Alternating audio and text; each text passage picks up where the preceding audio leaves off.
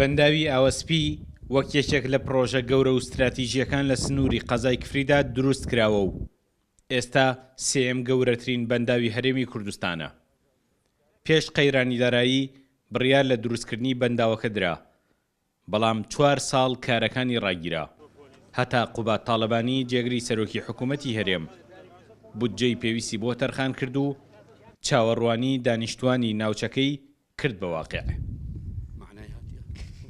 ئەم بەنداوە لەسەر چەمی ئاوەسپی دروست کراوە کە پێنجەم ڕووباری هەرێمی کوردستانە، 23 مەتر بەرزە و 22 ملیۆن مەتری سێجار ئاویش دەگرێت. 9 ملیۆن و 250 ملیۆن دۆلاریشی تێچووە. بەنداوەکە لە ناحیەی ئاوەسپی سەر بە قەزای کفری دروست کراوە و بەنداوێکی کشتوکاڵی گەشتیاریە. 3000 دۆنم زەوی ناوچەکە بەراو دەکات کە لە ئێستادا جوتیاران و گوندنشینانی زیاتر لە 20 ئاوایی ناوچەکە بۆ کشتوکاڵ سوودی لێوەردەگرن.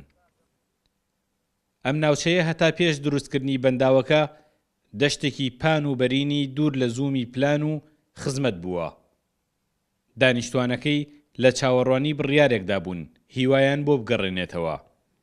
بڕیارەکەی قوبات تاڵەبانی کە پرۆژە گەورەکەی سنوورەکەی پێتەواو کرا، هەروەک ناوچەکە هیوای خەڵکەکەشی سەوز کردەوە. سامان کەریم، کورد چاد نیوز، کفری.